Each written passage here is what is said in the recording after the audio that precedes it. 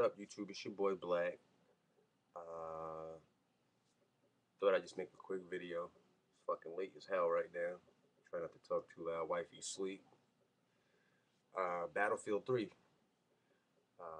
Midnight launch on Monday. I went and pre-ordered a copy for me and wifey, so we gonna get that on Monday. It's late as hell. I'm tired as hell. Playing the Wii, getting it in tonight with wifey, chilling. But a little research I did on Battlefield. Uh, I looked at a couple videos. They have these comparison videos up where they're actually showing the 360, the Xbox, and the PC version. Obviously, we all know the PC version is going to be the most detailed version. I mean, graphic wise, it's going to have the better visuals than the console versions are, because you can just push the graphics in the Frostbite 2 all the way up to high and play the game running at 60 frames per second with the highest resolutions possible. So PC guys, hats off to you guys for that. That's gonna be what's up. And you guys get the what is it called? Some type of war mode. I forgot what it was called. Um, but it's 64 players on the PC and 24 on the consoles. Now it doesn't make a big deal to me because I'm not really a online gamer guy like that. So the campaign is where it's gonna be at for me. And I'm happy as hell I just found out tonight, because I didn't really research this game too much because I'm not really into first person shooters. But I love that there's a game that's coming out that's actually trying to take out Call of Duty.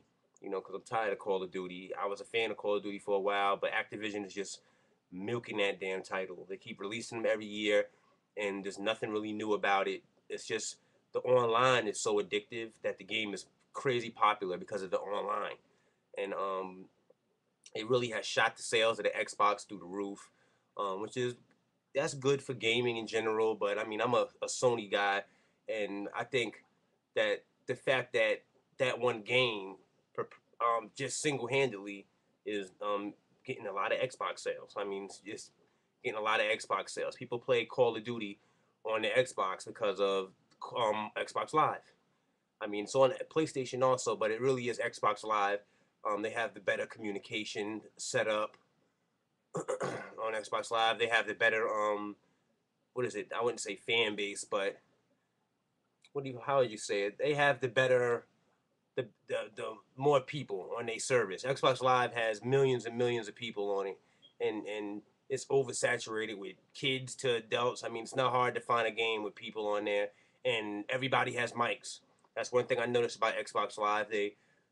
Most of the people who play on there, they do have mics. When you play on PlayStation, there's going to be people there that don't have mics. So for a game like that where you're trying to communicate and maybe set something up because you know a map well or something like that, that makes the game a lot more difficult, you know, because you really basically got a bunch of random people out there doing their own thing and not communicating as a team. So it kind of strips down online a little bit for the PS3. So that, to me, that's the weakness of the PS3 version. The Xbox 360 version's weakness is that it's on a weaker system. I mean, processor wise, the Xbox 360 graphics are not as good as the PlayStation graphics when the game is made proprietarily. You know, when the game is made for the PlayStation, like God of War 3, there's no games that look that good on the 360. None at all that I've seen. I thought Metal Gear Solid 4 was the definitive graphics game for PlayStation, but then God of War 3 came out and just blew my mind and took everything to a new level. You know what I mean? The graphics on God of War 3 is just freaking ridiculous. It's ridiculous. It's an older game, but still to this day, I have yet to see a game take the throne of God of War 3 on the PlayStation. Um, Crisis 2 has really good graphics too, but graphics aren't everything. You know what I mean? It's just a means to an end to get you the get more into the game world that you're playing in. So graphics aren't everything. Sometimes if you do story, the story can be so good that the graphics just have to be passable. But for this game, Battlefield, I'm noticing that when I see these comparison videos that the PS3 version is the definitive version of the game to get, guys. So it's Saturday morning right now, 3 o'clock in the morning. Still got tomorrow. Well, actually, still got all day today, all day Sunday to get a pre-order and figure out which system you want to get the Battlefield 3 for, my suggestion would be the PlayStation 3, just for the optimized settings. You know what I mean? Just for the clarity of graphics. I mean, I really took a look at a lot of these comparison videos, and the PS3 version just it looks better. I mean, the rendering on like brick and everything like that is a lot more clear. Well, not that much more, but clear than the 360 version is, and the lighting is a little better too. It's not a big um difference between both fucking systems, but it's enough that that you want to get the better looking version, which would be the PlayStation version. And another thing about Battlefield is the guys who are making it, they said that there's going to be special DLC and stuff like that for the PlayStation 3 version that's not going to be on the Xbox at all at some point. I don't know if it's going to be at launch, but at some point. You can quote me on that. I know that for sure.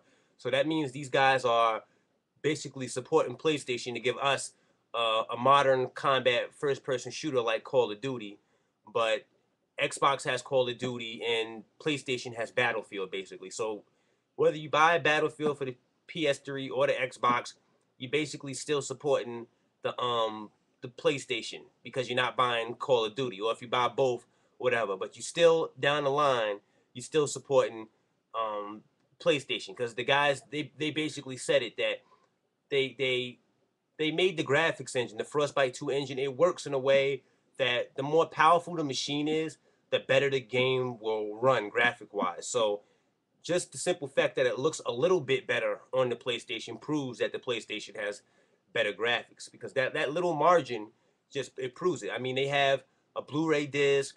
The Xbox has a DVD. There even has been talks of them switching out their disc drive to maybe a Blu-ray disc at some point, but that's not going to happen now. They're already starting to work on the next systems, PlayStation 4, Xbox 720, or whatever the hell it's going to be. So that's not going to happen. But the fact that there were even talks about that to me proves that even Microsoft was saying, how the hell are we going to compete with these graphics? We're going to need a bigger disc format for our games. You know what I mean? And another thing that you're starting to see a lot, including in Battlefield 3, that's another point. When you buy the game for 360, it's two discs. One disc is the campaign, and one disc is the multiplayer, right? Xbox, that to me that's bullshit. PlayStation's version has better visuals, slightly, but slightly is enough. I want the best version I could possibly get without having to go buy a high-end PC because I'm not doing that. I don't play PC games, but the PS3 version is the definitive version to buy, if you ask me. I mean, unless you're a real big, heavy online gamer, one of those guys who I know there's people who do this. One of those guys who buy the game and put it in and go directly online and don't even bother with the campaign. Then I would say get it for the 360. I'm gonna give you guys the honest facts, even though I'm a PlayStation head. That's the honest truth, though. If you're one of those guys who's just gonna play it online and you're buying it for multiplayer, like you do for Call of Duty, your best multiplayer experience, um, population wise, gamer population wise, online would be the Xbox 360, because you're more than likely gonna get people with headsets, and they're gonna work a lot more cohesively than they are on PlayStation. It's gonna be a lot of random people running around on PlayStation with no headsets, just trying to get kills. What I find myself doing when I did play a lot of online games on PlayStation, first person shooter wise, that I would follow somebody and I would try to cover them. But sometimes you would follow them and do a stupid move, and then now you're getting shot in the ass because you're following a dumbass.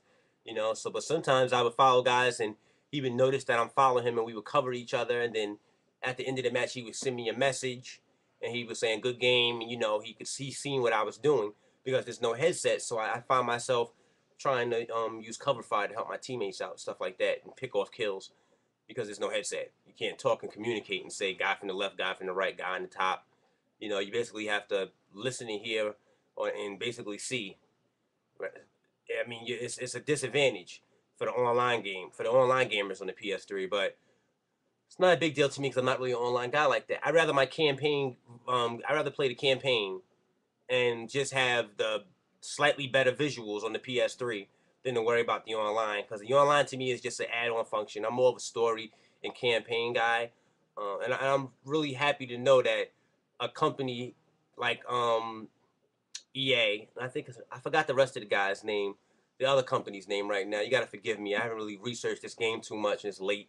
I'm tired, but I'm happy that EA decided to go up against Call of Duty and bring Battlefield out and make it a game where they're not making it so that the graphics on the PS3 and the Xbox even off.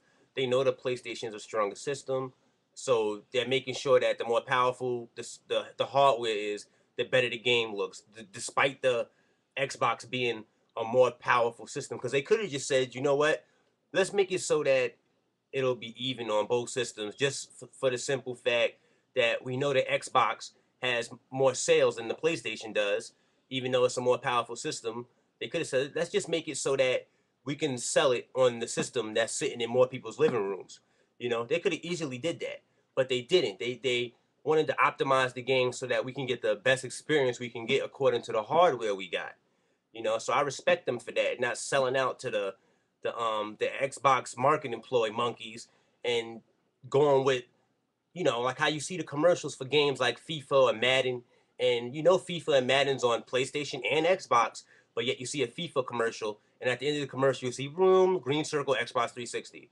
Like no PlayStation logo or nothing anywhere. It doesn't say also on PlayStation or anything on most of the commercials. But they do that as a marketing ploy to get you to, you know, to go buy it for Xbox. Especially because of the Xbox Live, and they know online gaming is so big. You know, every game now is basically trying to come out with some form of online. I mean, every game that's being made is trying to come out with some form of an online component to it. You know, and it's kind of ruining the market because a lot of games don't need online. You know, back in the day when I was little, we just buy a game and you sit there and you play it, you beat it, and that was it. And if you wanted to play it again, you put the difficulty up, you played it again. You know, but nowadays, because of games like they see that Call of Duty is making so much money off their online being so popular that people are buying the game and throwing tournaments and doing professional gaming aspects. That it's more of a marketing tool, and they just want to keep the name out there because there's so much money behind the online component in the game. So other games are following suit. You know, to me that hurts the industry a little bit because when you got guys making games and they're going through painstaking dramatics to fucking, you know, put a campaign together and make sure it all works and balance everything out the right way. And then you put the disc in and go straight to the online. It's kind of like a slap in the face. You know what I mean? But it's because of games like the popularity of games like Call of Duty that that individual game, Call of Duty, is the reason why that shit happens. You know what I mean? People love that game. There's nothing wrong with it. I was even a Call of Duty fan back when Xbox first came out. I would go down to, they had the little Kisco set up where you could play the demos, and I would always go down there and just beat the Call of Duty demo over and over again because I thought it was so amazing, and it was. But now that there's been so many of those games, I'm like, they haven't really drawn so too far from those games. I mean, just the graphics got a little better. The weapon handling is slightly different now, but not that much. It's still basically a on rails fast pointed shooter, and Battlefield's not like that. It's more of a situational game. I've researched. It's more situational, you know, because they have the Frostbite 2 engine that actually employs physics into the weapons, so that you can actually destroy a wall or blow a car up that somebody's behind, or take a whole building down. But that's only on big stages. I know it's not on the indoor stages. The outdoor stages you can do real crazy shit like that in Battlefield.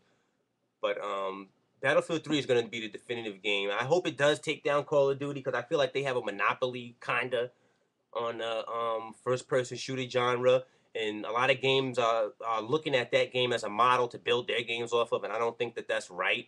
You know, because I think that every year there's a Call of Duty, like every year there's a Madden. Madden, I can understand, it's a football league. Call of Duty's a shooting game. We don't need one of those every single year, and they need to innovate it and change it and do something different.